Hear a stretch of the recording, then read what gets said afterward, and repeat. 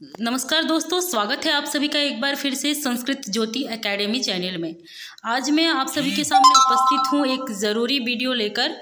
क्षमा चाहूँगी, सबसे पहले मैं थोड़ा बिजी हूँ, इसी वजह से थोड़ी व्यस्तता के कारण आप सभी को कोई वीडियो नहीं दे पाती हूँ। कुछ भी अपलोड नहीं हुआ है कई दिनों से। अग्नि सूक्त पढ़ने के बाद में हम छोड़ चुके हैं, लेकिन मैं जैसे ही थोड़ा फ्री हो जाऊँ तो आप सभी को फिर से वीडियो मिलेंगे। आज मैं एक ज़रूरी वजह से यहाँ आप सभी के सामने इस वीडियो को लेकर आई हूँ। ये वजह ये है कि मेरे चैनल में मनुस्मृति के 2 वीडियो अपलोड हैं। मनुस्मृति के 2 वीडियो अपलोड हैं, 2 भाग हुए हैं और मनुस्मृति के उन वीडियो को देखकर लोगों के कुछ रिएक्शन आ रहे हैं। किसी की पॉजिटिव रिएक्शन आ रही है, किसी की नेगेटिव रिएक्शन आ रही है। तो उन्हीं रिएक्शन को देखकर मुझे भी उनका जवाब देना पड़ा। मैं आज मजबूर हूँ, उन सभी को जवाब देने के लिए मजबूर हुई, इसी वजह से इस वीडियो को बना रही हूँ।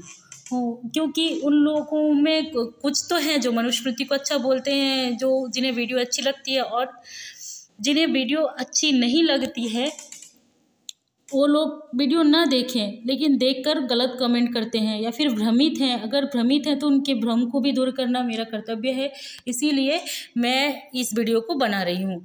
कुछ लोग मनुस्मृति की विरोधी बातें बोल रहे हैं, मनुस्मृति के बारे में गलत बातें बोल रहे हैं। मनुस्मृति मानव धर्मशास्त्र है, निसंदेह धर्मशास्त्र है। और धर्मशास्त्र किसे कहते हैं आप समझ लीजिए। धर्मशास्त्र अर्थात कानून को बताने वाला शास्त्र, कर्तव्य को बताने वाला शास्त्र, उचित अनुचित को बताने वाला शास्त्र। तो मनुस्मृति ऐसा शास्त्र है।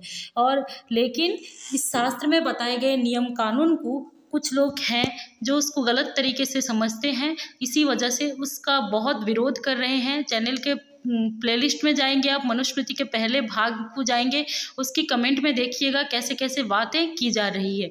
और मुझसे पूछा भी गया है कि मैं उनकी कोई जवाब दूं। किसी ने मुझसे पूछा है मनुस्मृति में, मैंने उनसे कहा था कि आप ब्राह्मण किसे कहते हैं मनु, आप मुझे बताइए। तो उन्होंने मुझसे पूछा कि आप मुझे ब्राह्मण, क्षत्रिय, शूद्र, वैश्य सभी का जो है डेफिनेशन मनुस्मृति के अनुसार बताइए। तो इसी वजह से मुझे यहाँ आना पड़ा और मैं बताऊंगी भी इस वीडियो में आप सभी को।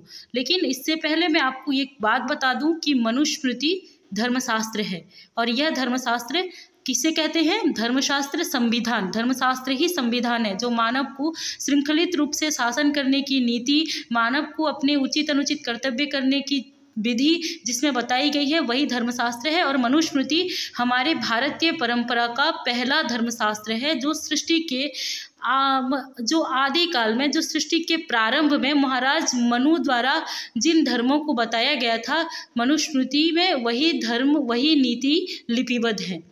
तो आज के समाज में और सृष्टि के प्रारंभ के समाज में बहुत सारे फर्क हैं। आप सब अगर गौर करेंगे, अगर हम आज भारत में हैं तो हमारे संविधान कुछ अलग है, कोई अमेरिका में है तो उसके लिए संविधान कुछ अलग है। कोई अभी हमारी दिनचर्या की बात बस सोचिए ना, कोई दोपहर में खाना खाता है तो खाना खाकर खेलता है, तो कोई दोपहर में खाना खाकर सोता है। तो घर घर की हमारी अंचल की बात बोले तो, हमारे जगह की बात बोले तो, हम अपने घर घर की बात बोले तो, हमारे परिवार की बात बोले तो, एक गांव की बात बोले तो, घर घर में भी, घर घर के हिसाब से भी अपना एक रूल होता है, अपना एक संविधान होता है। अपनी परिस्थिति, अपनी हिसाब से सब अपना काम करते हैं। जैसे कि मुझे अभी पढ़ाई करना अच्छा लगता है तो मैं पढ़ती हूँ, किसी को खेलना अच्छा लगता है तो कोई खेलता है। अपनी रुचि के अनुसार, अपनी परिस्थिति के अनुसार जो जिस वक्त करने में जो लोग कंफर्टेबल होते हैं वो वही काम करते हैं, ठीक है। तो इसी तरह महाराज मनु ने जिस धर्मशास्त्र को बताया है वो उनका काल था, वो समय था, वो अनादि सृष्टि का काल था, जिसका जो समय, जो निश्चित समय अभी हमें भी नहीं पता ये कौन से काल में मनु ने मनुस्मृति को कह दिया, महर्षियों को बता दिया। आपको जानकर ये अचंभित होंगे कि आप मनुस्मृति मनु ने नहीं लिखा है, मनु ने कहा है, महाराज मनु ने इन धर्म नीतियों का उपदेश किया है, इन धर्मशास्त्रों का उपदेश किया है, परंतु इसे अन्य महर्षियों ने, भृगु आदि महर्षियों ने लिपिबद्ध किया है।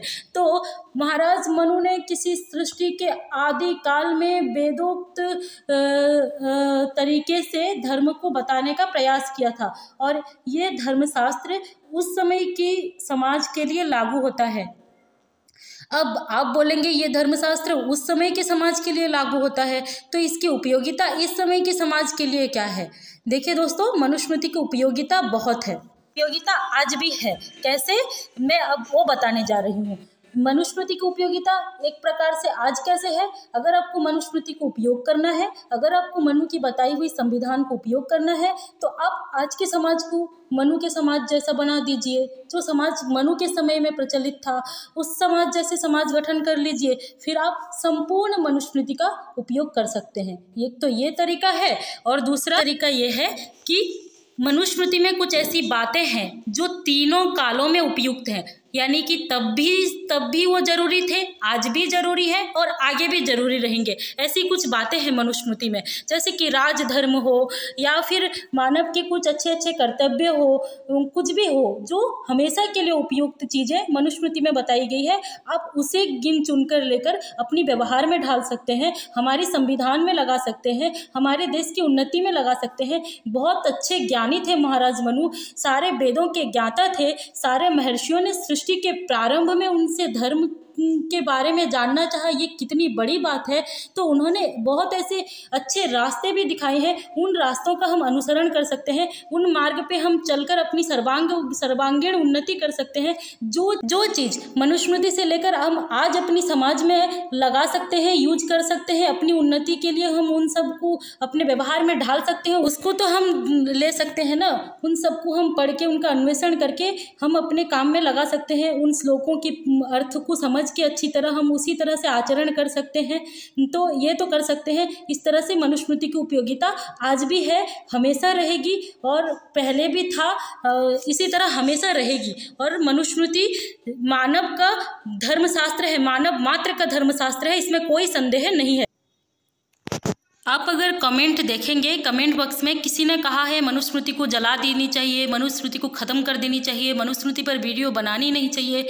अरे मनुस्मृति में बहुत सारी चीज़ें हैं जो हमेशा के लिए काम में आ सकती है, और उसको छोड़ो, आप क्या मनुस्मृति को जलाओगे? मनुस्मृति हमारे संस्कृत साहित्य के बड़े बड़े विद्वानों के कंठ में है, उनकी जिह्वा के अग्र में है, उनकी स्मृति में समाई हुई है। आप मनुस्मृति के कागज़ों के पन्नों को जला सकते हैं, कभी मनुस्मृति नहीं जला सकते। और दूसरी बात यह है, जो भी आपकी शंका है मनुस्मृति को लेकर, भगवान करे, मैं प्रार्थना करती हूँ ईश्वर से कि मुझे समय मिल जाए, मैं आपको यथार्थ अपनी बुद्धि के अनुसार, अपने सीमित ज्ञान के अनुसार, मैं पूरी ज्ञानी तो नहीं हूँ लेकिन अपने सीमित ज्ञान के अनुसार मनुस्मृति के यथार्थ अर्थ को मैं आप सभी तक पहुंचाने का पूरा प्रयास करूंगी। और मनुस्मृति को जो ब्राह्मणवादी बोल के कहा जा रहा है, मैं इस भ्रम को भी आप सभी से दूर करने की पूरी कोशिश करूंगी। हाँ, किसी ने मुझे चारों वर्णों के बारे में प्रश्न पूछा है मनुस्मृति के प्रथम भाग के कमेंट बॉक्स में, हम उनको अवश्य जवाब देंगे।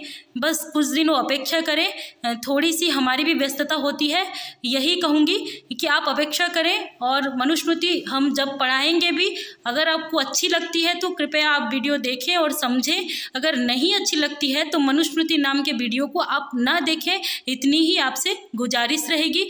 तो आज के लिए इतना ही, हम मिलेंगे अगली किसी वीडियो में। धन्यवाद दोस्तों।